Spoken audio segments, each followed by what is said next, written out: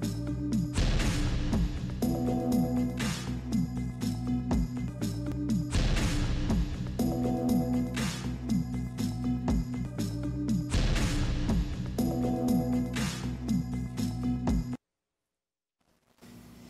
vamos con la conversación de la noche y estoy aquí en vivo y en directo en los estudios de Noticias en Digital con el señor José Tello Alfaro, analista y básicamente miembro del Instituto Peruano de Derecho Electoral o director de él.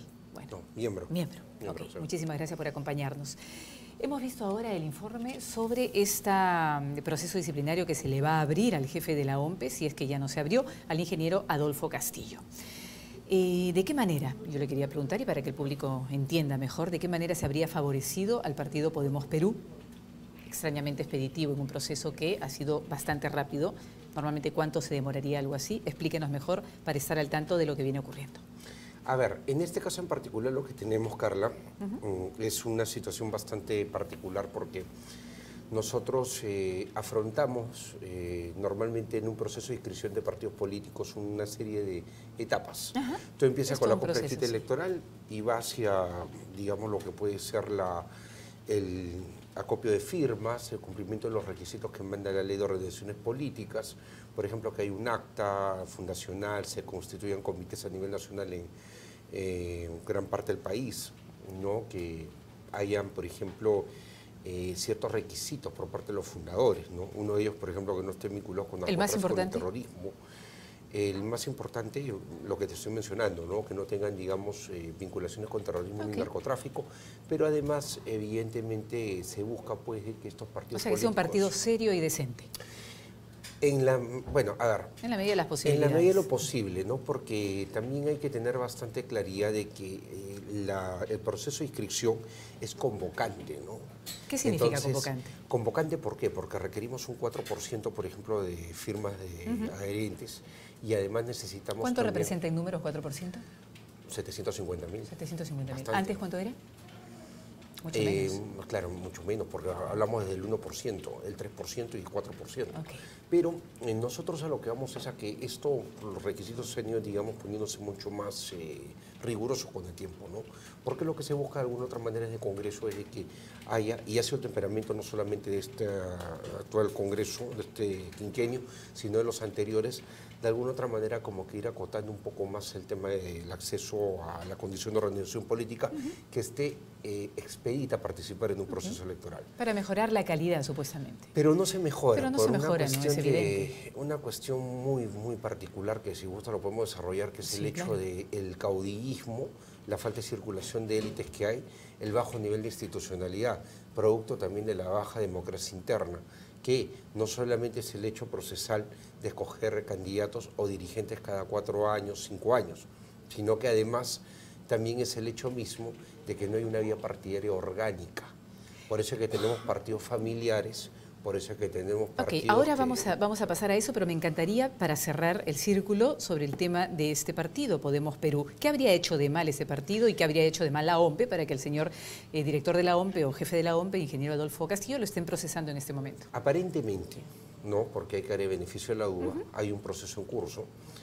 El jefe de la OMPE habría facilitado, a través de algunos funcionarios que están, dicho sea de paso, también afrontando un proceso administrativo disciplinario dentro de la propia OMPE, habrían tenido un trato especial, preferencial, diferenciado. ¿Diferenciado? ¿En qué consiste esa diferencia? ¿En el tiempo?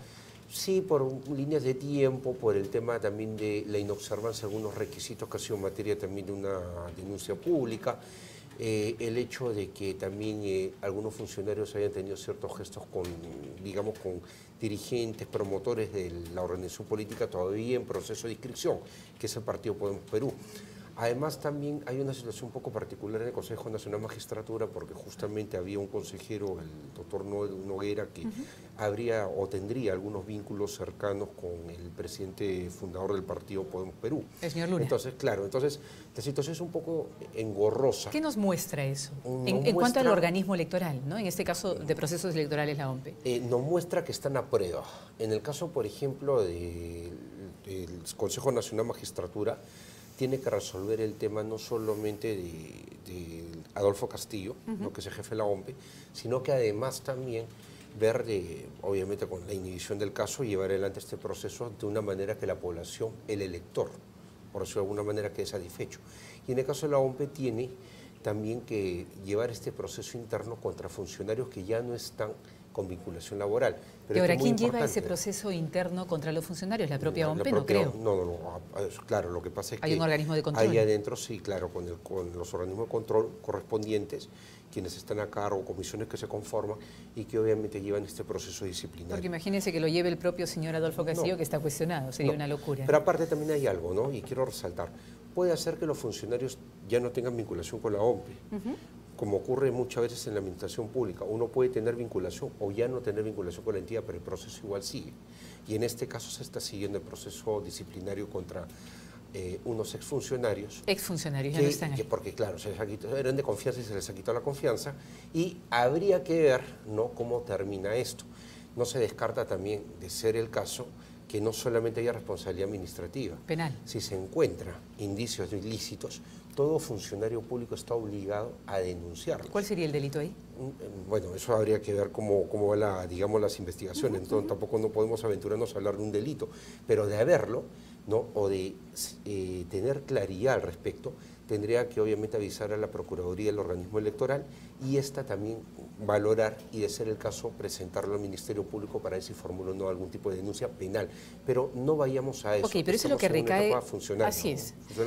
Eso recae sobre la OMPE y su directiva, o el director o el jefe de la OMPE, pero ¿qué recae sobre el partido Podemos Perú, que fue extrañamente expeditiva su acceso, su lista o la incorporación? En fin. ¿Qué pasa con en la medida que se realizan las investigaciones se puede encontrar responsabilidad o alguna supuesta responsabilidad. Pero ahorita siguen en carrera, sí, no pasa nada. Claro, es que lo que ocurre es que lo dijo también el presidente del Jurado Nacional de Elecciones. Este partido está con su inscripción vigente, se ha inscrito antes del 10 de enero y está expedito para participar en el proceso. Okay. Lo ha dicho y de una manera bastante clara, categórica. Lo que tenemos ¿se reconoce que hubo favoritismo? No se está reconociendo. Pero a pesar de eso sigue adelante. Lo que está diciendo el presidente del Jurado Nacional de Elecciones es que el partido está inscrito, cosa que es real, claro. Cuenta con una inscripción en el registro, y si hubiera algún vicio, que será materia de la investigación en los próximos meses, bueno, ya se verá qué acción toman ellos. Pero de momento, al día de hoy, y hay que también ser bastante claro con todos los potenciales electores que pueden estar escuchando, ¿no?, este programa, y también darles la tranquilidad de que el tema, de momento, por lo menos para el partido, está con las postulaciones y está yendo para adelante, ¿no? Está con las postulaciones, pero ¿cuánto podría durar esto? Habría que ver. Eso es un tema que está en manos ahora del Consejo Nacional de Magistratura, en el caso del ingeniero Adolfo Castillo, y en el caso de la OMPE hay una determinación de responsabilidades. Porque para octubre ya no falta nada. Pero aparte de eso, de todas maneras, accionar contra el partido habría que ver en todo caso contra las personas del partido que estuvieron involucradas en situaciones irregulares. Porque recorremos. ¿Que usted cree que no necesariamente es el señor Luna? Habría que ver, porque acá lo que tenemos que tener bien en claro es el resultado de una investigación. No podemos trabajar tampoco en base a supuestos, o sea, habría que en todo caso ver cómo se van desarrollando y si hay elementos de juicio que lo puedan vincular, bueno, pero imagínense los electores, ¿no?, las personas que quisieran votar por esta persona, por el señor Luna de Podemos Perú, ¿no? Bueno, él no es candidato de plano, ¿no? Pero, bueno, ok, pero por el partido. Es el partido. Pero es el partido, claro, ¿no? Y en paralelo haya esta investigación y finalmente se encuentre a, no sé, 15 días antes de las elecciones que sí hay responsabilidad penal, que sería el escenario, ¿no?, más dramático. ¿Qué pasaría con esos electores? ¿Tendría que inmediatamente migrar su voto o ver otra opción alternativa? A mí me parece lamentable algunas situaciones que se están dando en este proceso electoral, ¿no?, porque en verdad, o sea, cuestionar en todo caso un proceso de inscripción, cuestionar a un líder de un partido y también digamos, al titular de un organismo como la OMPE, que tiene un prestigio ganado de décadas. Así es. Es la verdad una cuestión que empaña, afecta, nos deja de alguna otra manera un sinsabor. Un sinsabor, ¿no?, una sensación de desconfianza también, por profunda. ejemplo, el ver a los partidos que están interviniendo ahora, muchos de ellos son vientres de alquiler, los que, digamos, tienen un nivel de trayectoria, vienen con serios problemas internos, ¿no? Han habido, por ejemplo, autoridades que, burlando incluso la propia Constitución, han pretendido postular a una reelección forzada. Digamos que este proceso en general tiene unas peculiaridades. Está lleno de vicios y está manchado. No es tanto de eso, sino que vemos claramente una pugna por el poder que se da cada Vemos lo 4 que es la años política. democráticamente. Vemos lo que es la política en nuestro país. Pero Para claro, muchos un mamarracho. pero ahí está el detalle. La verdad, esto debería ser una fiesta democrática de propuestas y también de competencia de candidatos en buena lid. Pero lamentablemente cada 4 años o 5 años advertimos pues de que nuestro sistema de partidos políticos no es institucional, responde a intereses familiares o de pequeños grupos, pequeñas élites que están ahí enquistadas y que no se mueven durante muchísimo tiempo. Y tienen actos medios oscuros, claro, como por ejemplo lo que ha ocurrido hoy con el candidato Castañeda Pardo, el hijo del actual alcalde de Lima, que también ahí se dice que es una candidatura dinástica, que después podemos hablar un poquito de eso.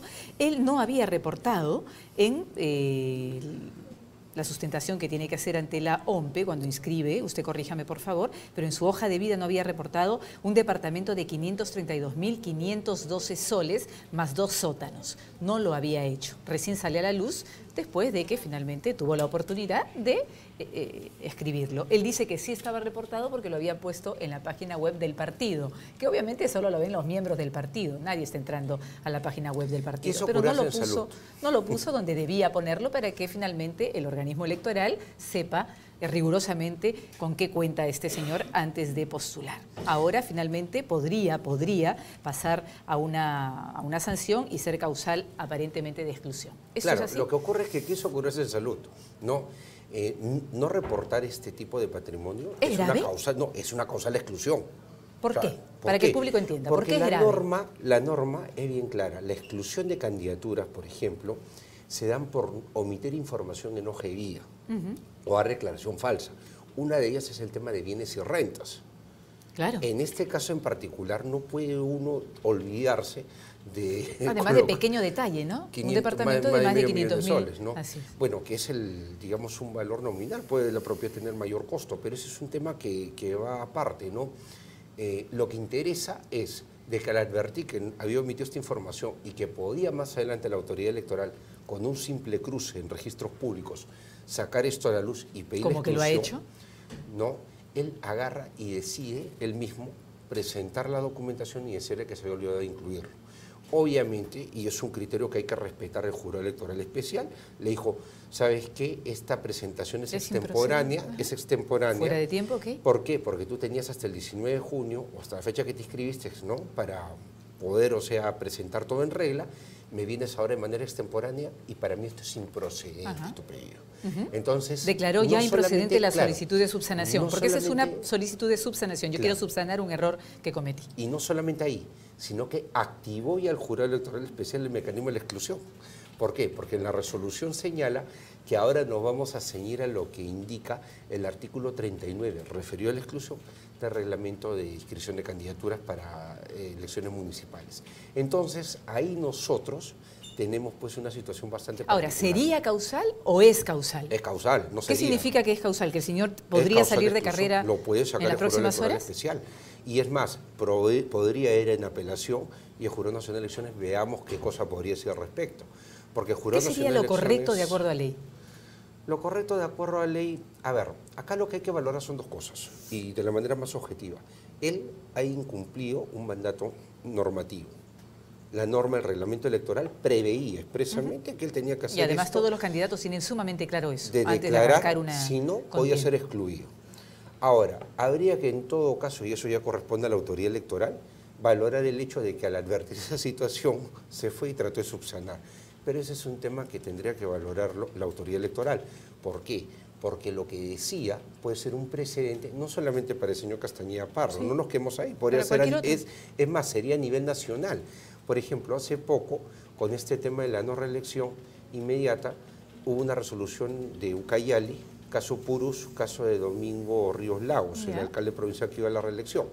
Y el jurado sacó una norma, mejor dicho, una resolución con criterios de aplicación para todos los jurados electorales especiales sobre esa materia. ¿Qué decía? Acá podría haber también algo parecido. ¿Qué decía en relación a ese tema de la reelección? En el caso de la reelección, a ver, dejaba en claro varias cosas. Una de ellas, por ejemplo, que todas aquellas autoridades, en este caso alcaldes, que habrían sido elegidos en 2014, no podían ir a la reelección, incluso aquellos que estaban, por ejemplo, vacados.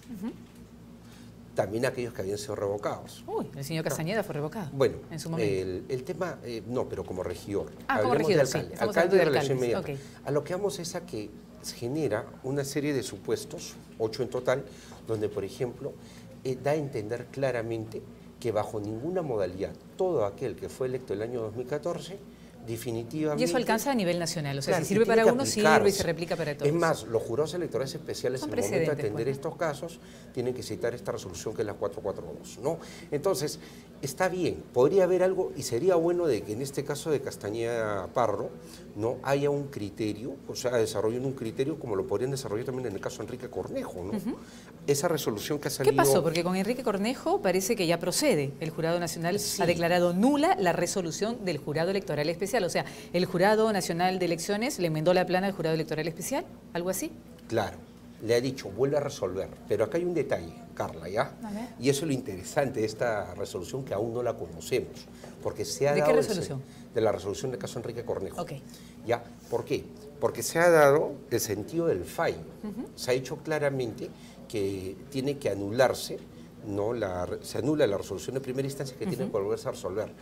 Pero el contenido del fallo va a darnos algunos alcances, algunos parámetros, algunos criterios que el Jurado Nacional de Elecciones ha empleado justamente para declarar nula esta resolución y que se vuelva a resolver el caso. Y ojo. Y esos alcances son importantes porque pueden servir para otros Para candidatos. otros casos, podría generarse también precedente vinculante para otros. Y ordenaría un poco el tema de los criterios jurisdiccionales. Ahora, por si acaso, el Jurado Electoral Especial no puede admitir la candidatura, o sea, a ver, tomando en cuenta las observaciones del Jurado Nacional de Elecciones, puede admitir la candidatura de Cornejo. O sea, hasta en este momento... Puede declararla inadmisible y pedirle que subsanen algunas cosas, o puede ratificarse e ir de nuevo por la improcedencia, pero siempre tomando en cuenta lo que le dice el superior jerárquico en la resolución que es materia de ahora digamos, que va a ser materia de revisión por el Jurado Electoral Especial. Pero hasta este momento no sabemos si la candidatura va o no va. No, no sabemos. No sabemos. Porque yo tenía entendido de que el Jurado Nacional le dio luz verde a Cornejo para poder postular, pero le no. ha pedido que vuelva a calificar. calificar. Que vuelva a calificar. Mejor dicho, vuélveme a hacer el trabajo, pero tómate en cuenta esto que es recomendaciones. Todos estos criterios que observaciones, recomendaciones, como lo queremos denominar, que te estoy dando. Ahora, el Jurado Electoral Especial es autónomo.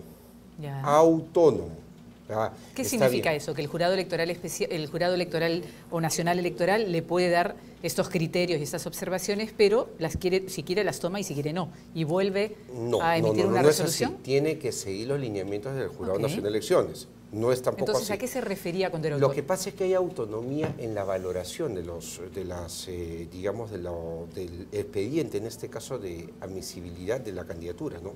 El expediente de inscripción de candidatura, ¿no? Lo que tiene que hacer el Jurado Electoral Especial es ahora, a la luz de lo que le da como lineamiento el Jurado Nacional de Elecciones, revisar de nuevo toda la documentación. Pero ahí viene la interpretación que hace el juez de primera instancia, por decirlo de alguna manera, que es el Jurado Electoral Especial del Limacentro. O sea, entonces al final la decisión recae sobre el Jurado Electoral Especial. De todas maneras va a tomar la decisión. ¿Por qué? Porque por mandato constitucional, ¿no? Porque la propia Constitución, la Ley Orgánica de Elecciones, que prevé justamente, y la Ley Orgánica del Jurado Nacional de Elecciones, que prevén justamente el tratamiento que tienen de autónomos, independientes, los jurados electorales especiales. Algo así como los fiscales y jueces. No, yo te diría, como el juez de primera instancia, el juez de sala, o los jueces de sala, ¿no? Entonces, acá es un juez especializado, digamos, en lo civil y la sala superior civil. Es algo así, ¿no? Doble instancia. Pero la doble instancia o la pluralidad de instancias justamente queda asegurada con eso, con el respeto de la sana crítica del juzgador en primera instancia y de los juzgadores en segunda instancia. Y de acuerdo a su experiencia, ¿los jurados electorales especiales son laxos a la hora de definir o son más bien rígidos con la norma? Varía demasiado, varía demasiado. No debería variar tanto, debería haber un lineamiento, ¿no? Claro, se están dando lineamientos y el jurado, dicho sea de paso, por ejemplo, lo mencioné hace un rato. Para que sea estándar, estandarizar la norma. El tema, por ejemplo, de la no reelección inmediata, eso es algo en lo que ya ha sentado lineamientos. Debería tener casos emblemáticos y sobre eso sentar lineamientos. Así es. Como lo hizo también en el 2016 con este dolor de cabeza que significó el tema de las dádivas, por ejemplo, ¿no? Porque fue un dolor de cabeza lo que vivimos en aquella época. El jurado prácticamente sin una norma reglamentada tuvo que aplicarla y justamente a punta, por decirlo de alguna manera, de resoluciones, fue aplicando o dando criterios que debían ser observados y la cosa terminó muy complicada. Pero al final, ¿cuál fue la decisión final? Borrosa, ¿no? En Claro. relación a las dádivas. No, en relación a las dádivas, bueno, hubieron exclusiones como la de Miguaro y otros, ¿no? Que definitivamente César Acuña, ¿no? O sea, agarraron y dejaron precedentes, pero sabemos también el impacto que tuvo en el proceso mismo, ¿no? ¿Qué cree usted que va a resolver el jurado electoral especial en este caso del señor Cornejo? En el caso del señor Cornejo, bueno, habría que ver en primer lugar el contenido de la resolución.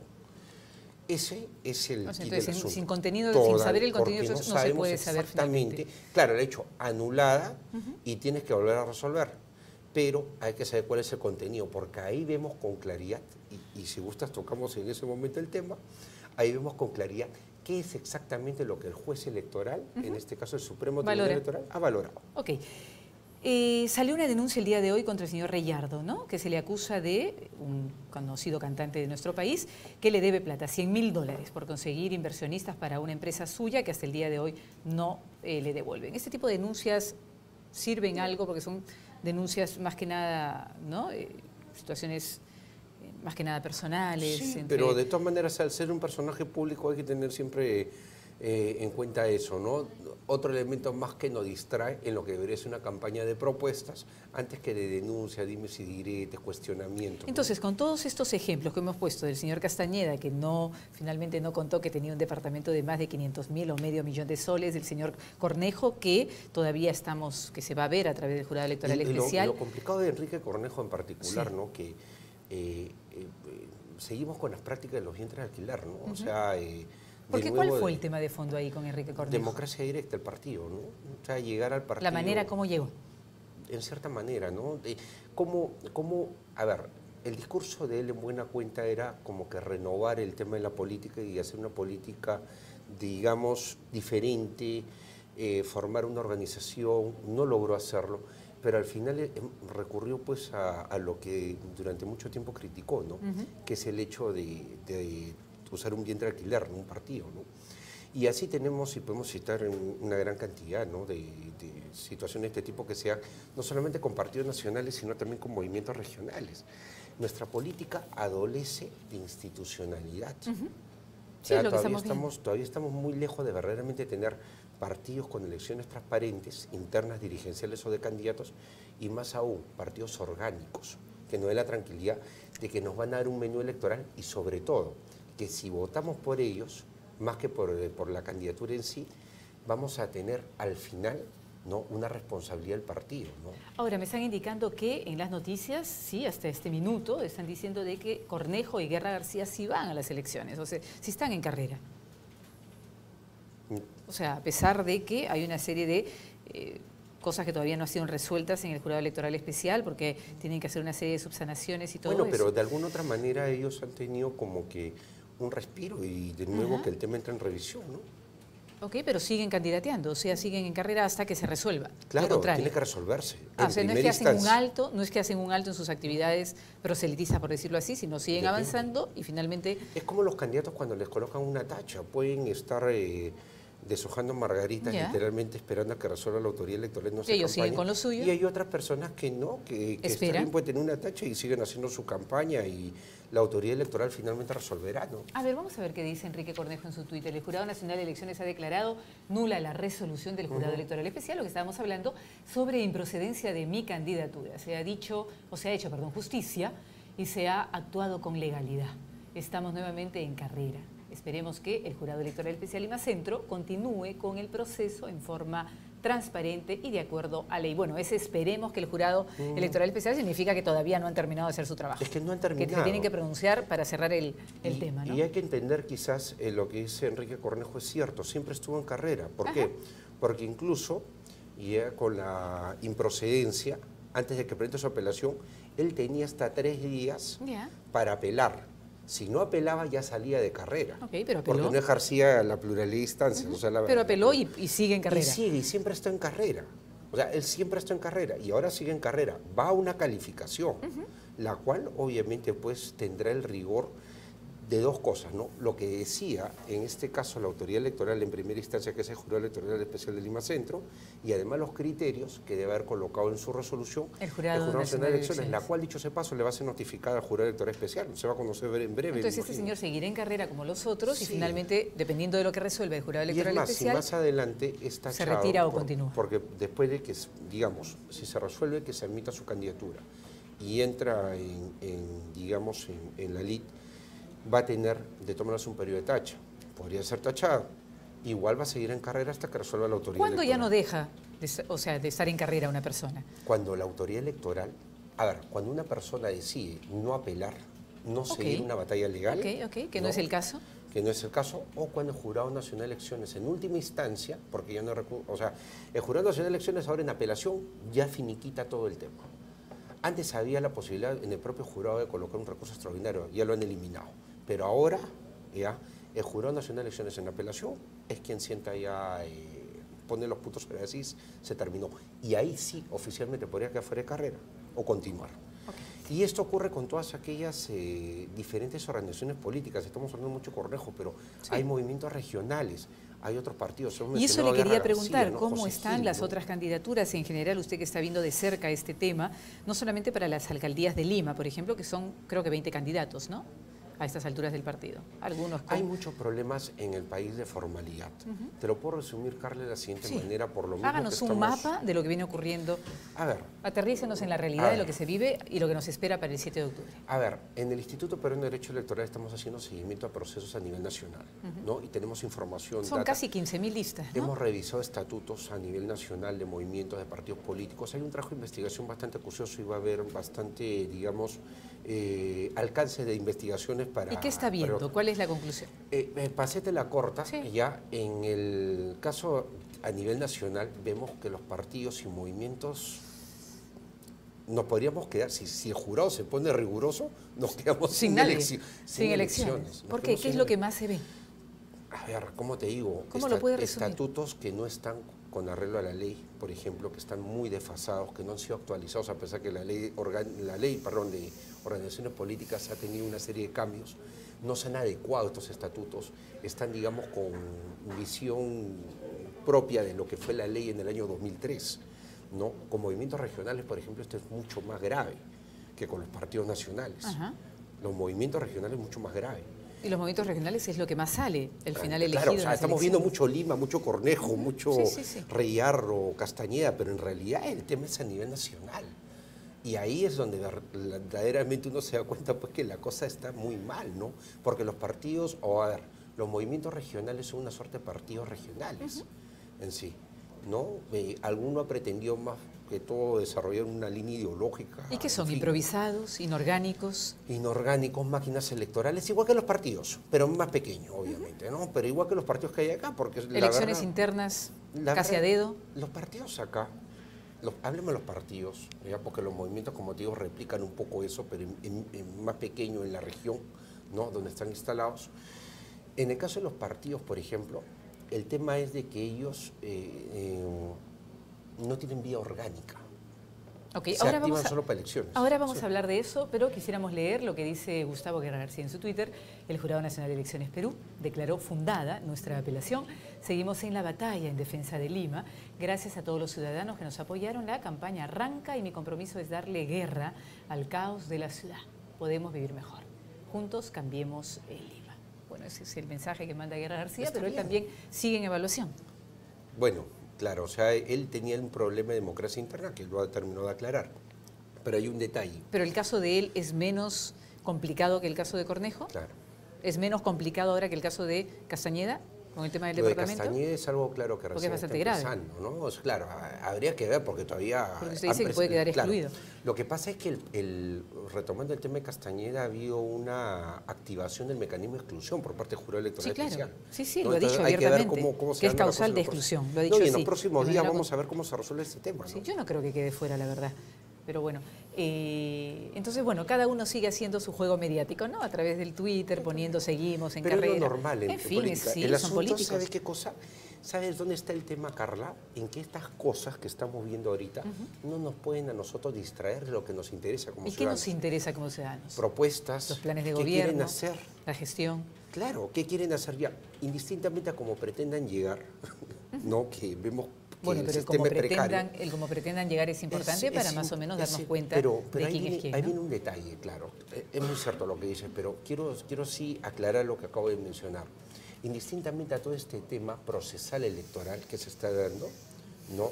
Creo que a los ciudadanos, por un tema de respeto, hay que darles propuestas. Así es. Más que Las shows formas nos mediáticos, interesan, las más que formas nos interesan, pero claro, el fondo es lo más importante. más que shows mediáticos respecto de batallas legales en la autoridad, frente a la autoridad electoral, ¿no? O sea, considero de que esto tiene que tornarse ya en un tema de propuesta, porque a la gente lo que le interesa, ¿qué vamos a hacer por transporte? ¿Qué vamos a hacer con ¿Y cómo ve seguridad? usted las propuestas de los candidatos? Bueno, hasta el momento no veo... Todos más o menos es pura demagogia, ofrecen mucha cosas que no van a demagogia, cumplir. ¿no? Hay más de un candidato ahí que está ofreciendo prácticamente cosas que le competen al gobierno central, ¿no? O sea, prácticamente parece que están hablando de ministerios y no ¿De de quién habla? municipalidades. En general, En general, olvidemos un ok. poquito los nombres, ¿no? Porque a lo que vamos es a que son temerarios en cuanto a las propuestas. Yo por ahí ¿no? leo a veces cuando dicen vamos a llevar agua a las alturas, 4,5 millones de personas, y posiblemente a las O, por alturas el agua ejemplo, nunca llegará. El tema de las mujeres desprotegidas, que es un tema muy sensible. Sin embargo, lo están utilizando en la campaña como si fuese pues el Ministerio de Sí. la Mujer y Poblaciones Sí, sí, Vulnerables. sí, claro. Sí, Claro, porque o sea, ahora es el tema prácticamente no, que y nos eso conmueve está a todos, mal, ¿no? pues porque ellos tienen una función como gobierno subnacional, municipal, provincial o distrital. El gobierno nacional tiene otras funciones. función, sí. Que se pueda coordinar es muy diferente a que se pueda, digamos... Entonces, ¿qué ve? Demagogia, prácticamente- ¿no? Se promete más de lo que se puede Es que cumplir siempre ha sido así, y se meten en lamentablemente. roles que no les competen ni les corresponde. Claro. Y no hay, digamos, una visión de ciudad. ¿Por qué? Porque ciudad no solamente es seguridad ciudadana, como algunos candidatos enarbolan y exageran. ¿Qué es lo más así exagerado y lo más disparatado que usted ha leído? A ver, más que entrar en eso te digo algo. Lo que me gustaría escuchar, una visión sistémica, Ok. algo amplio, donde me incorpores no solamente temas de seguridad, sino me veas desarrollo territorial. Lima es una ciudad que es un caos. Sí. Si uno lo ve desde un punto de vista urbanístico, Sí, es un caos. además crece en base Y aparte a invasiones. y aparte cada Es también distrito- inorgánica, es caótica, desordenada. Cada distrito es muy mal administrador de su territorio. Por ley orgánica, un distrito, ¿no? Una municipalidad distrital administra su territorio. La provincial también y da alineamientos al resto a los distritos que están en su jurisdicción. Sin embargo, eso no se da en la práctica.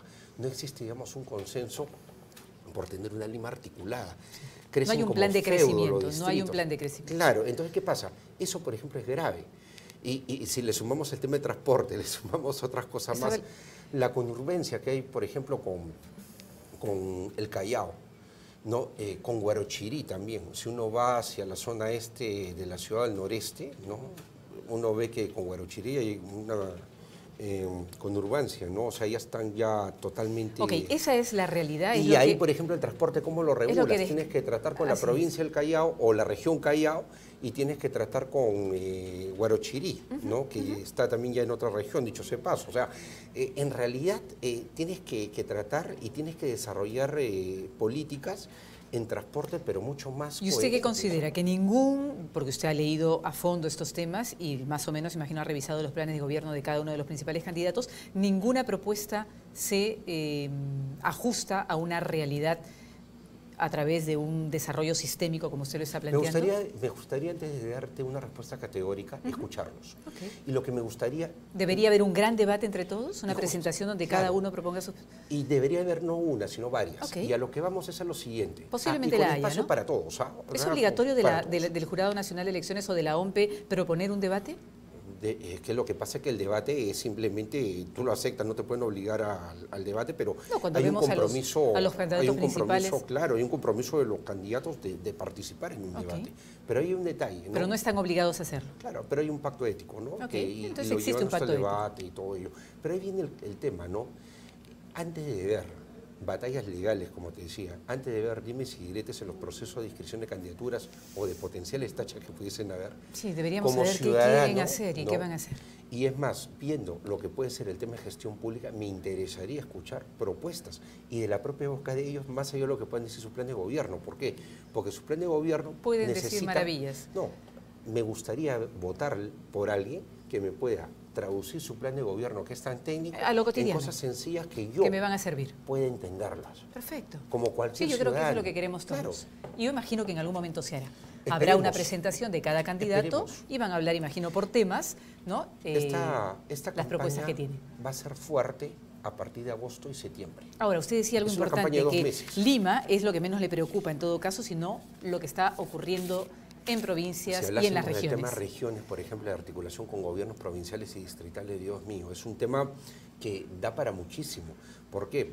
Porque el proceso de centralización, por ejemplo, no se está dando de manera eficiente.